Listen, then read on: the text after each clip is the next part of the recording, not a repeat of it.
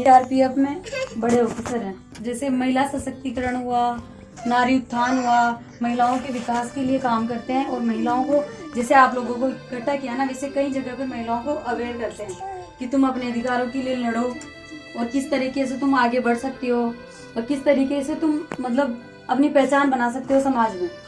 और मैम का मैं बहुत बहुत स्वागत करती हूँ।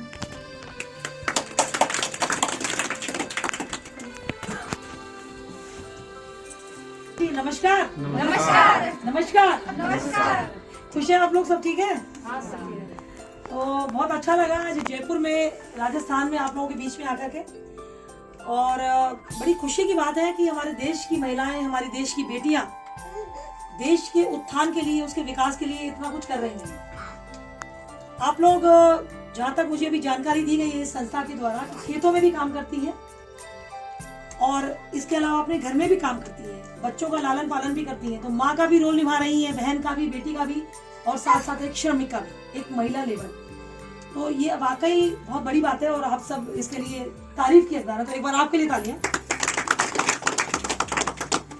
तो बहनों, मैं ये कहना चाहूंगी कि खाली हम जो कर रहे हैं बहुत अच्छी बात है, हम जो कर रहे हैं, लेकिन उसको हम कैसे और बेहतर कर सकते हैं और कैसे अपने जीवन को और बेहतर बना सकते हैं, वो जानना हमारे लिए जरूरी है। क्योंकि कहते हैं कि जितनी ज्यादा नॉलेज होगी, जितनी ज्यादा हमें जानकारी होगी, तभी तो हम कुछ कर पाएंगे ना। एक छोटा सा उदाहरण लेते हैं कि अगर आपको मालूम ही नहीं है कि दहेज लेना और देना एक गैर कानूनी है और उसके लिए कोई कानून बनाया है, जिस महिला को पता नहीं होगा तो कुछ नहीं कर पाएगी ना।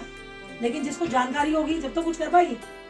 तो जानकारी ही बचाव है। और आजकल की लड़कियों और महिलाओं के लिए तो पुरुषों से ज्यादा इंपॉर्टेंट है, उनको जानकारी होनी चाहिए अपने अधिकारों की, अपने हक की और उन सभी स्कीम्स की जो भारत सरकार और माननीय प्रधानमंत्री श्री नरेंद्र मोदी के द्वारा काफी सारी स्कीम्स बनाई गई है। तो आप लोगों को जानकारी दे दूं कि मैंने कौशल विकास में किताबें लिखी है और देश के बहुत सारे कोनों में, कभी आपने आसाम, नागालैंड, मणिपुर नाम सुना है?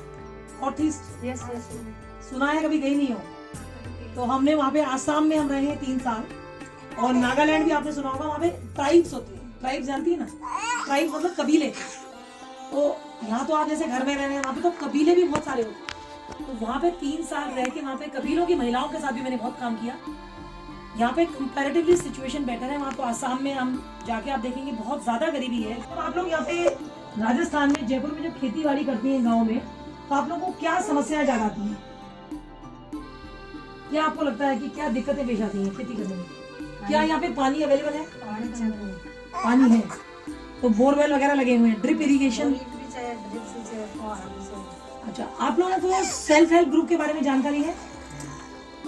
सेल्फ हेल्प ग्रुप क्या होता है? महिलाओं, जैसे एक अकेली महिला है, वो अपना अपना कर रही है, बस खत्म हो गया। तो उतना जितना एक दिन की दिहाड़ी मिली, पैसा मिल गया। कोई दिहाड़ी पे भी काम कर रहा था ना? कोई नहीं। तो कोई अगर दिहाड़ी पे भी, जैसे महिलाएं जो मजदूर होती है, काम करती है, तो एक दिन की दिहाड़ी ली, बस खत्म हो गया। और ग्रुप होता है पूरे 4, 5, 6, 10, 20, 30 जितनी भी महिलाएं मिलके एक ग्रुप बना लेती हैं, जिसे कि हम सेल्फ हेल्प ग्रुप कहते हैं, ठीक है ना? तो ऐसे ऐसे ग्रुप हैं हमने देखे हैं कि जिन्होंने बहुत आगे तक काम किया। आजकल ऑर्गेनिक का जमाना बहुत आ गया है, कोई भी मिलावट वाला खाना नहीं खाना चाहता।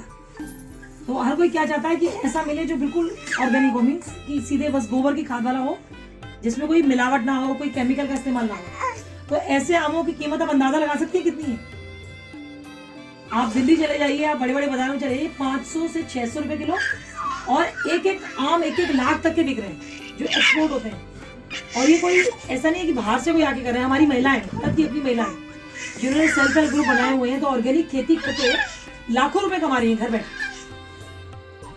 तो आप हैं, अगर कुछ आपको लगता है आप नहीं, तो आपकी बच्चियां हैं, तो मतलब सब मिलकर के इस तरह का जो संस्थान, जैसे आजकल एनजीओ यहाँ पे चल रहे हैं, सीमा जी भी काफी यहाँ पे अच्छा काम कर रही है।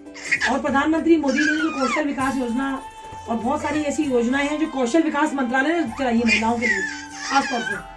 तो उससे क्या होता है कि कुछ करने के साथ साथ सीखती है, तो सीखने के भी, तो कभी हम भी आप ही की तरह थे, हम लोग भी बहुत ज्यादा उससे नहीं, हम भी गाँव देहात के माहौल से ही है। हमारे समय में भी पढ़ाई बेटियों को इतना वो नहीं हुआ करता था। तो हमारा जो, मेरी मम्मी थी, उनकी तो किताब लेकर के मेरी नानी जला दिया करती थी कि छोरी है तो नहीं पढ़ेगी, पढ़ के क्या करेगी, शादी करनी है, चूल्हा चौका करना। और अपने से जो कमजोर है उसको साथ लेके चलना चाहिए, जितना उसके लिए बेटर कर सकते हैं, और खुद को भी और ऊपर लेके जाना चाहिए। एक बहुत छोटी सी बात आपको बताते हैं, पानी पीते हैं आप लोग सब, फ्री में मिलता है पानी, ठीक है ना। अब बिस्लरी बॉटल सुनी है आप लोगों ने, सुनी है ना। बिस्लरी बॉटल में जो पानी होता है वो फ्री मिलता है क्या? बिकता है ना मार्केट में, कितने का बिकता है? 20 रुपए, 10 रुपए का भी बिक जाता है। अच्छा, यहाँ पे तो टॉयलेट्स वगैरह बन गए होंगे सबके लिए, शौचालय टॉयलेट वगैरह सबके हैं या अभी भी खेतों में जाते? सबके घरों में है टॉयलेट, अपने अपने पर्सनल खुद के। ये तो जयपुर है काफी, या फिर भी कंपैरेटिवली हर जगह बन गए हैं। तो चलिए बहुत अच्छी बात है, कम से कम ये चीजें अच्छी लगती है कि जैसे जैसे मतलब चीजें इंप्रूव हो रही हैं।